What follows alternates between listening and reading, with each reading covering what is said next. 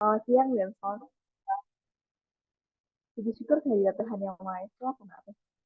Wah, mendengarnya kita dapat berkumpul di sini dalam keadaan walafiat.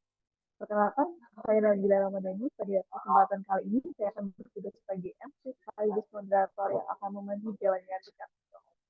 Pada siang hari ini, kita akan membahas artikel yang berjudul yaitu Sustainability Performance of Judge Firms and the Role of Digitalization because of Textile and Apparel Industry yang akan dipresentasikan oleh Kak Rosdiatul Ulfiah selaku Research Assistant di Center for Political Economy. Untuk mempersingkat waktu di siang hari ini, langsung saja kepada Kak Rosya dipersilahkan untuk mengisi isi artikel siang hari ini. Pengeluaran dan capaian Tridharma yang mengkategorikan ini lolos apa tidaknya dan Baik, terima kasih kesempatannya. Saya langsung share screen.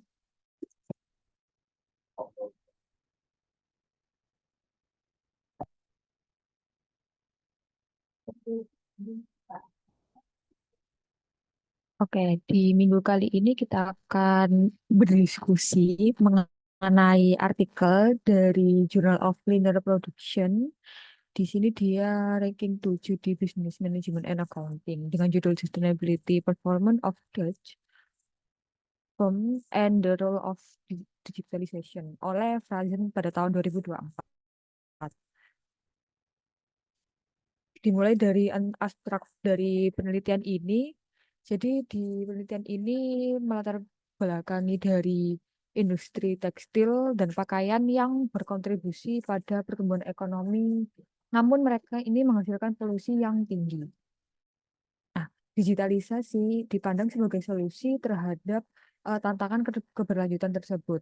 Dalam studi ini akan menganalisis mengenai keberlanjutan dan digitalisasi perusahaan Belanda menggunakan text mining dan beberapa pendapat dari ahli. Temuannya menunjukkan bahwa sebagian besar perusahaan fokus pada kelestarian lingkungan dengan teknologi seperti IoT dan blockchain yang terkait terhadapnya. Di mana para ahli ini menekankan perlunya lanjutan dengan KPI. Studi ini merekomendasikan perusahaan untuk mengevaluasi model mereka kembali dalam meningkatkan kolaborasi dan menggunakan kemampuan mereka untuk meningkatkan transparansi dan akuntabilitas serta membantu mengurangi kelebihan produksi dan pemborosan. Masuk ke introduction seperti disebutkan di abstrak, jadi industri ini itu berkontribusi terhadap ekonomi global, menyumbang 2% dari GDP, tetapi juga merupakan salah satu sektor yang paling mencemari, yakni mereka ini bertanggung jawab atas 10% emisi gas rumah tangga global. Rantai pasokan mereka ini ada juga terkait produksi energi serta tantangan sosial seperti upah rendah dan kondisi kerja yang buruk. Nah, mereka ini memperburuk masalah keberlanjutan di industri tekstil ini. Untuk mengatasi masalah ini, digitalisasi dianggap sebagai sebuah solusi, di mana terdapat teknologi seperti IoT dan blockchain yang meningkatkan efisiensi dan keberlanjutan dalam supply chain. Meskipun digitalisasi ini juga memiliki dampak lainnya, yakni terhadap lingkungan.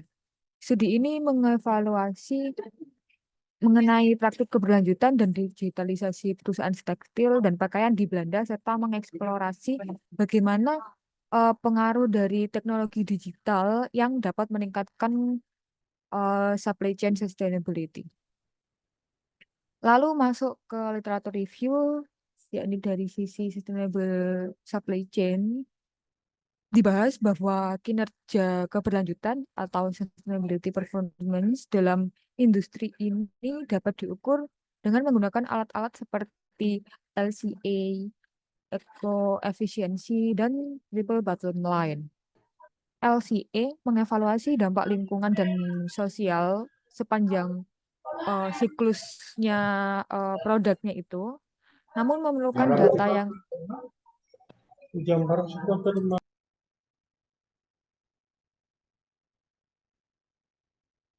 Nah, LCA tadi kan mengevaluasi dampak lingkungan dan sosial sepanjang siklus hidup dari produknya.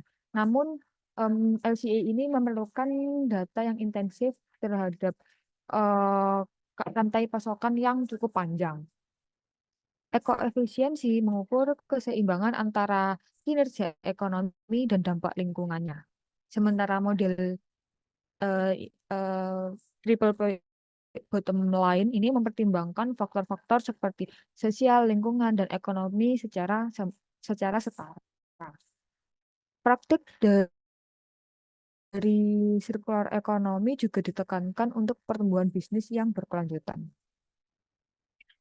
Masuk ke supply chain digitalization, jadi sekarang ini digitalisasi ini sudah berkembang cukup pesat, terutama dengan munculnya industri 4.0 yang menghubungkan berbagai fungsi bisnis termasuk dari supply chain. Manfaat dari digitalisasi dalam supply chain ini meliputi peningkatan transparansi, optimalisasi proses, pengumpulan data secara real time, pengurangan limbah, dan manajemen perlengkapan ataupun inventaris yang lebih baik.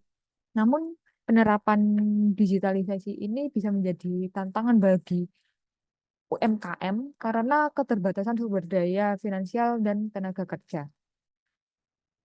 Nah, dari sisi perusahaan agar tetap kompetitif, mereka harus menilai kesiapan digital mereka, misalnya melakukan pemindaian kematangan digital, yang hal ini akan bisa melihat bagaimana penggunaan teknologi di perusahaan itu digunakan dan sejauh mana teknologi tersebut diterapkan untuk mencapai tujuan bisnis mereka.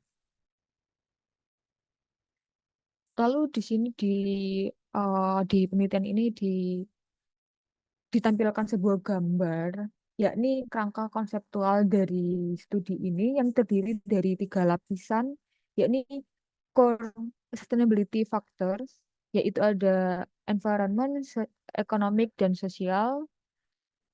Lalu ada juga teknologi industri di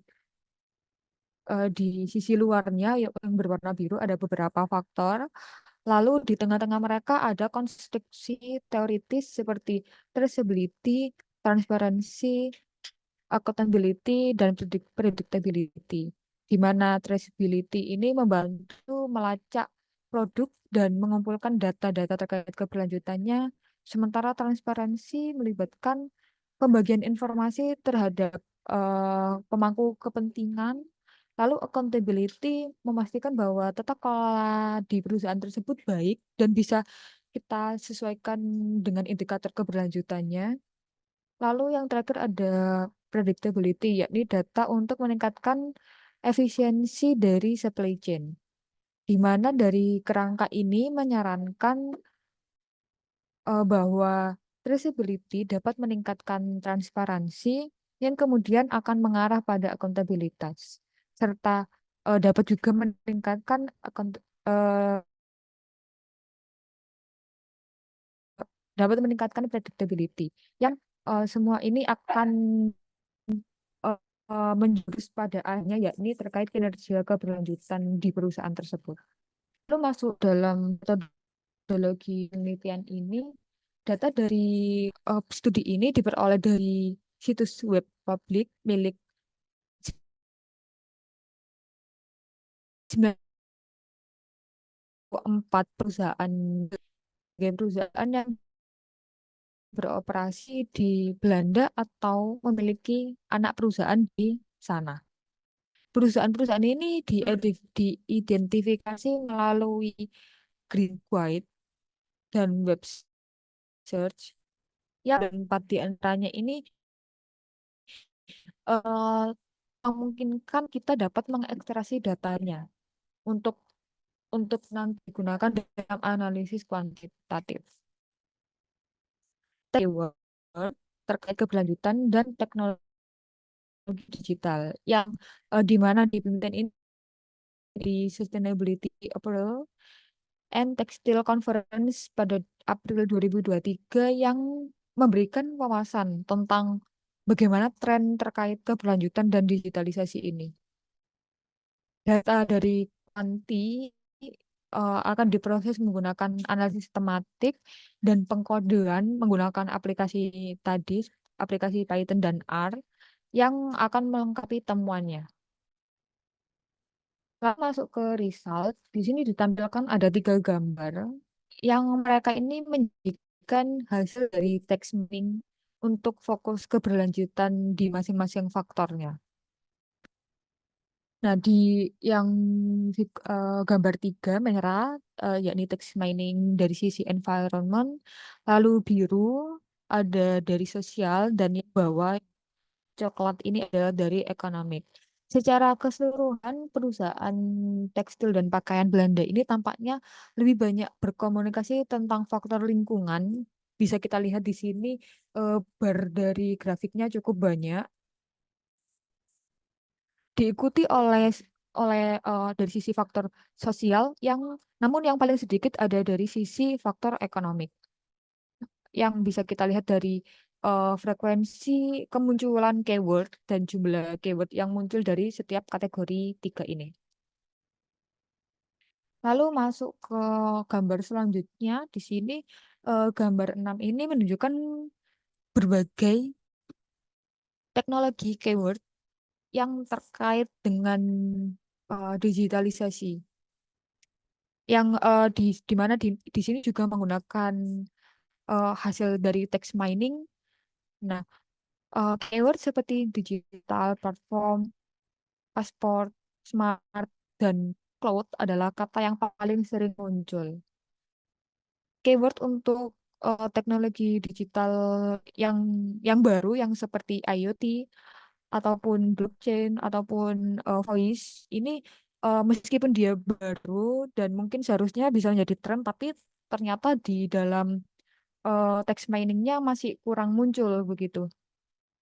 Hal ini berarti bahwa teknologi saat ini belum belum diimplementasikan oleh sebagian besar perusahaan, atau mungkin penggunaannya memang belum dipublikasikan. Masuk ke discussion yang pertama terkait sustainability and digitalization status of firm, di mana penelitian ini mengungkapkan bahwa perusahaan terutama berfokus pada keberlanjutan lingkungan dan sosial dalam strategi komunikasi mereka.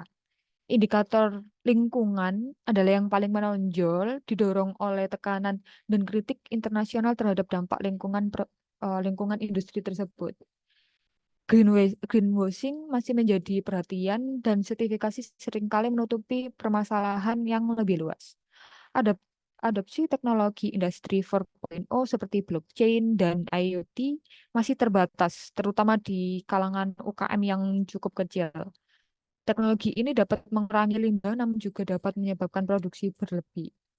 Nah, dari sini pakar menyebutkan solusinya, yaitu mencakup daur ulang, penetapan harga sebenarnya, dan perusahaan juga harusnya menetapkan kebijakan anti greenwashing. Lalu discussion kedua terkait traceability as one of the main step to release sustainability goals and improve digitalization, di mana studi ini menekankan bagaimana pentingnya traceability dalam hubungannya hubungan antara digital teknologi dengan sustainability goals, yang seharusnya mereka ini mendukung transparansi, accountability, dan predictability. Di tingkat perusahaan, traceability ini dapat membantu memprediksi penjualan dan mengurangi pemborosan, sedangkan di tingkat supply chain, traceability ini memverifikasi informasi keberlanjutan. Lalu juga disebutkan di penelitian Joy and Pena, di mana mereka mengungkapkan hal yang berbeda. Jadi di Joy and Pena di 2017 ini dia menyamakan antara traceability dan transparansi. Nah, namun penerapan dari traceability ini memiliki tantangan sehingga memerlukan pemilihan teknologi yang cepat, cermat, dan kolaborasi antar pelaku rantai pasokannya. diperlukan juga standarisasi terkait pembagian data dan keberlanjutan terkait supply chain yang bisa menjadi kunci dari keberhasilan suatu perusahaan. Lalu discussion yang selanjutnya terkait opportunities for using digitalization to improve sustainability in supply chain, di mana studi ini menyoroti bahwa eh, hasil mereka ini konsisten dengan penelitian sebelumnya, di mana digitalisasi ini meningkatkan keberlanjutan di eh, seluruh rantai pasokan dari tekstil dan pakaian di industri ini. Teknologi seperti AI dan machine learning diharapkan dapat membantu menyeimbangkan antara permintaan dan eh, pasokan dari sisi perusahaan sehingga dapat mengurangi produksi yang tidak perlu. Perbaikan pada fase desain yang mendukung pakaian tahan lama dan model bisnis sirkular. Sementara di bidang manufaktur, alat digital dapat meningkatkan efisiensi sumber daya dan mengurangi polusi. Selain itu, teknologi industri 4.0 juga memfasilitasi traceability produk, lalu terkait logistiknya dan keterlibatan konsumen dalam program penggunaan produk kembali, yaitu reuse, ataupun kita bisa resell, ataupun kita bisa daur ulang, seperti penerapan potensial eh, digital twinning dan augmented reality untuk dapat lebih mengurangi sisi limbah.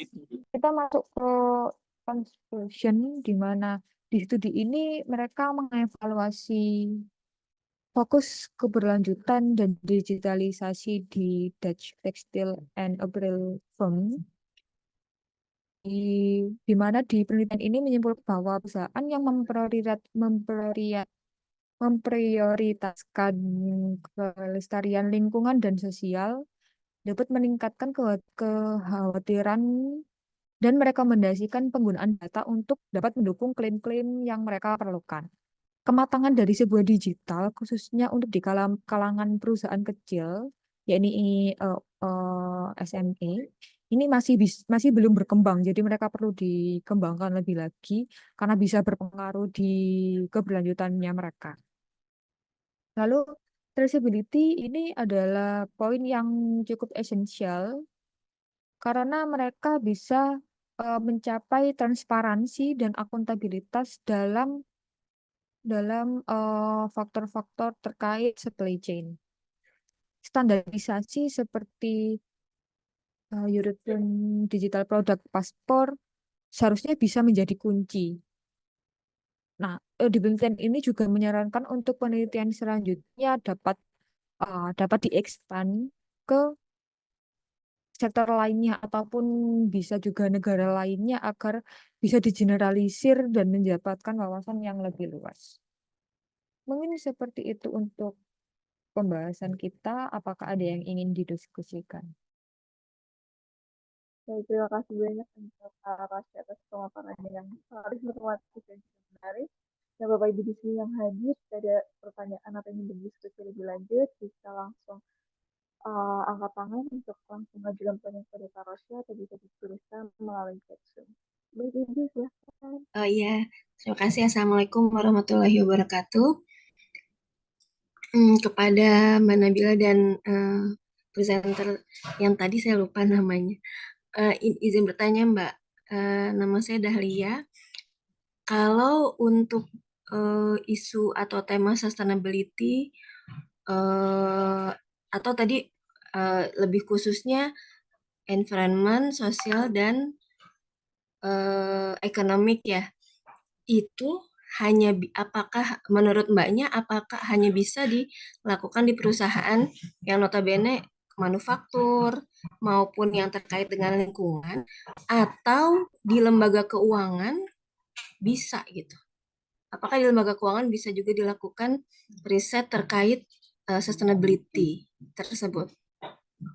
menurut Mbaknya aja, atau banyak nggak ya artikel tentang sustainability tapi di lembaga keuangan? Terima kasih, Mbak.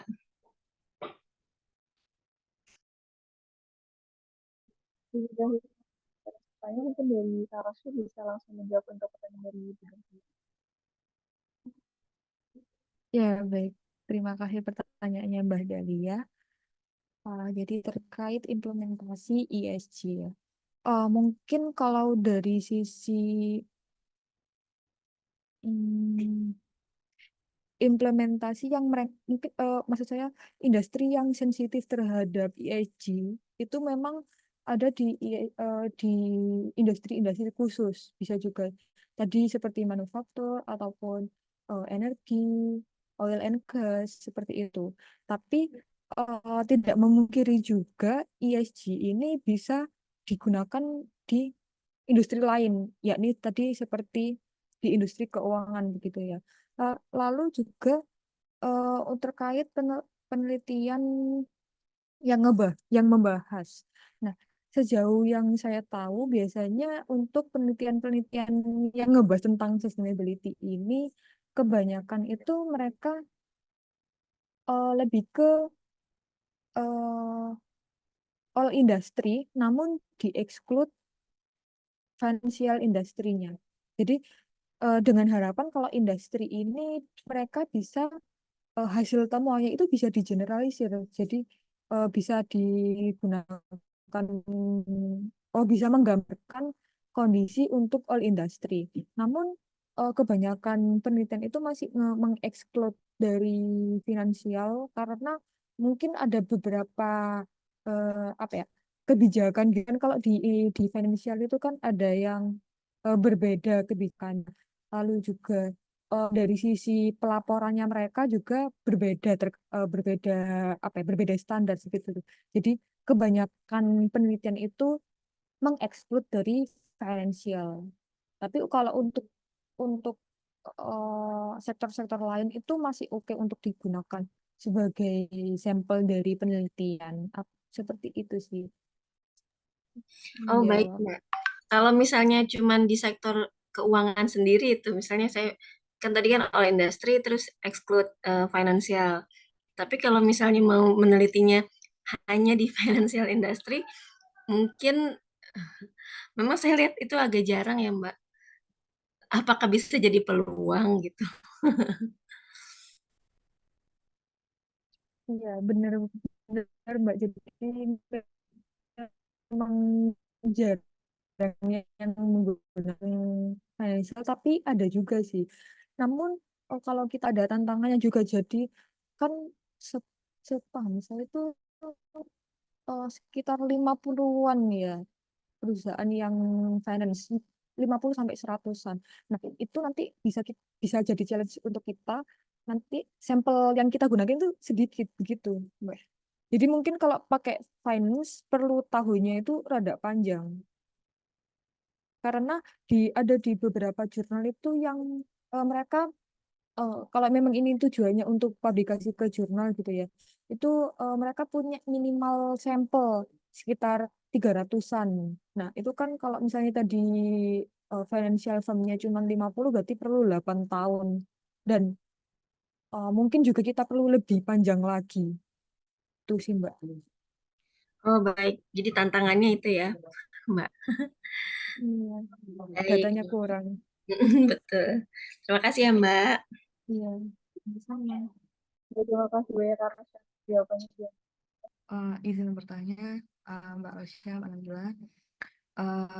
Ini dari papernya sendiri, dia kan ini ya sangat spesifik buat sampelnya industri tekstil di Dutch gitu kan, di Dutch country gitu. Nah, di sini juga metode yang digunakan adalah metode cenderung ke deskriptif gitu ya kalau saya nangkep gitu. Nah, menurut Mbak Rosya gitu, kira-kira apa sih yang jadi selling pointnya artikel ini biar dia itu bisa masuk ke top tier gitu ya, buat insight-insight kita nulis gitu sih. Ya, baik. Saya mencoba menjawab kenapa ini artikel ini bisa masuk ke top tier yang mana ya. berarti seharusnya kualitasnya bagus gitu ya.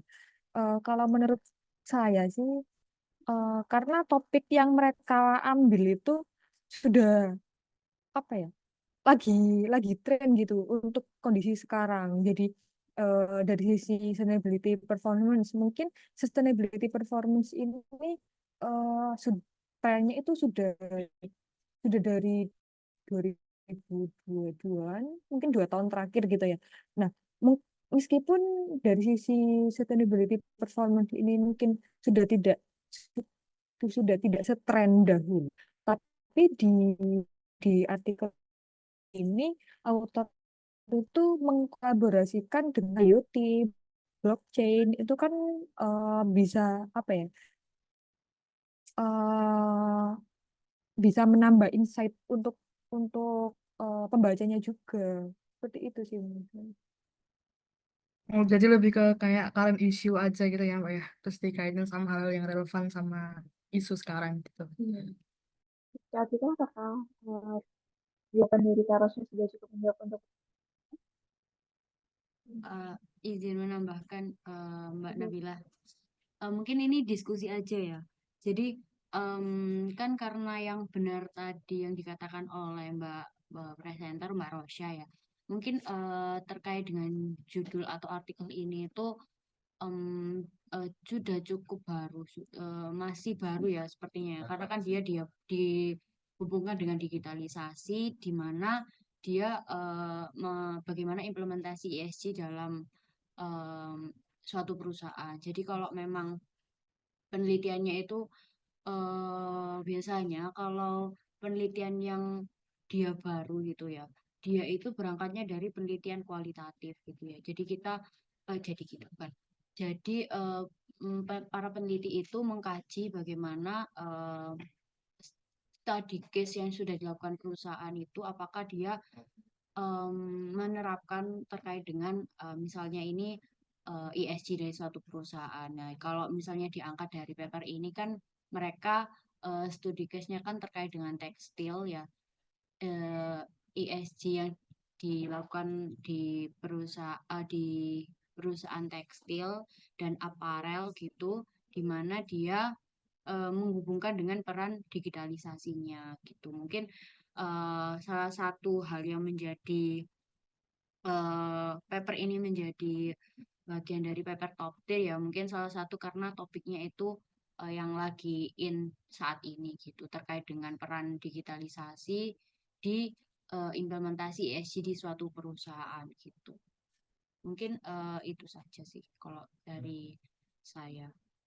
Mungkin dari Bapak Ibu yang lain apakah ada yang ingin ditanyakan atau masih apa ya kita diskusi aja barangkali.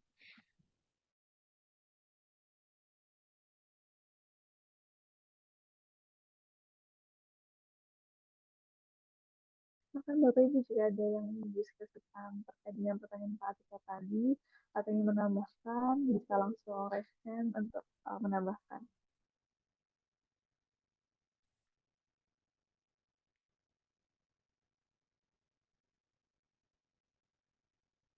Jika sudah tidak ada, mungkin kita akan lanjut ke pertanyaan sendiri itu dari Bu Renita, yaitu tadi di conclusion dikatakan penerapan IoT tidak small firms masih kurang. Jika ingin membuat paper terkait gap tersebut, apakah bisa dengan judul penerapan dan implementasi IoT pada SMP di Indonesia?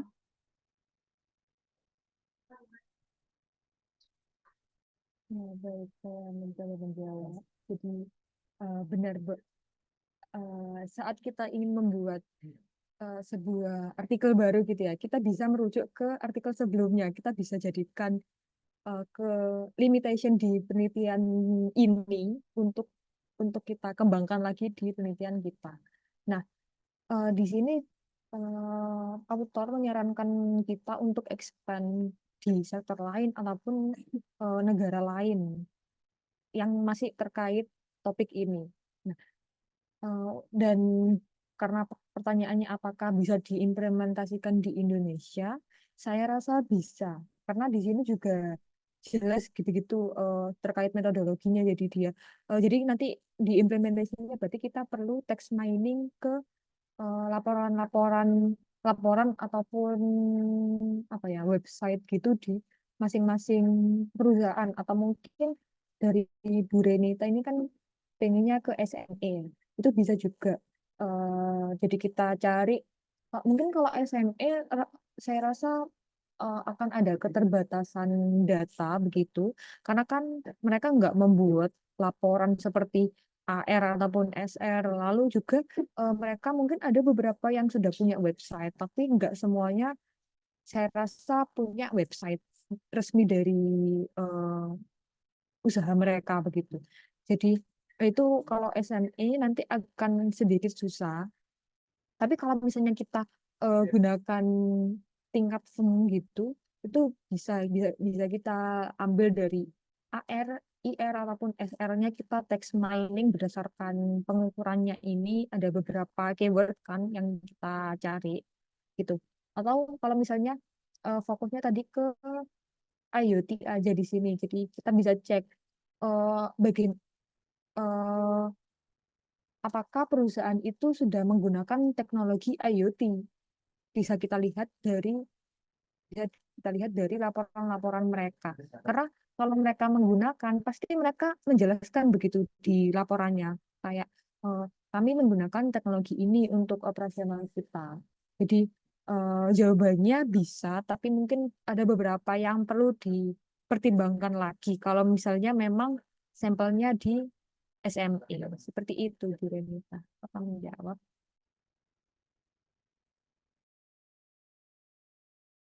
Baik, terima kasih Kak Rosy atas jawabannya. Apakah sudah menjawab untuk pertanyaan Ibu Renita?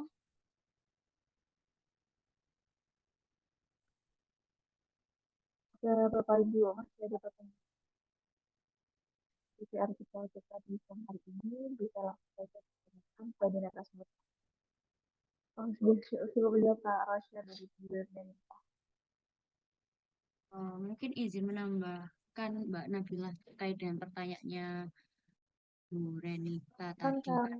Ya, mungkin kalau misalnya diimplementasikan di small industry ya, kalau di Indonesia bagi saya itu sudah cukup apa ya struggling dan juga concern juga sih karena memang di Indonesia itu kan untuk terkait dengan pelaporan keberlanjutan ya itu masih diwajibkan itu pada tahun 2020 kemarin gitu 2020 ya ya sehingga untuk yang small industry itu mungkin masih banyak yang belum mendisclose terkait dengan pelaporan keberlanjutannya itu mungkin menjadi salah satu concern ya yang mungkin perlu diperhatikan dan nanti akan mengarah ke keterbatasan data gitu. Jadi bisa saja tapi ada yaitu yang sudah tadi Mbak Rosya jelaskan ya terkait dengan keterbatasan data.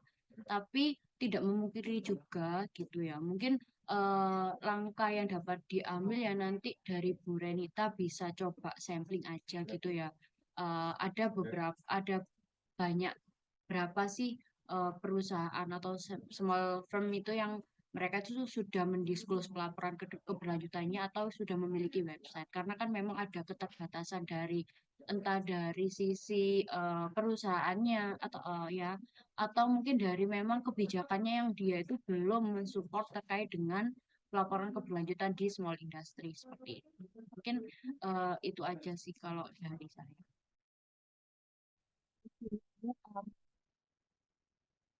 Kita tadi dan diskusi artikel kita pada siang ini. Nah, kita Bapak Ibu di sini sudah melakukan aktif dan membutuhkan data. Kami juga menyediakan informasi lebih lanjut yang dapat diakses melalui WhatsApp kami ataupun website kami. Untuk linknya akan saya kirim sama.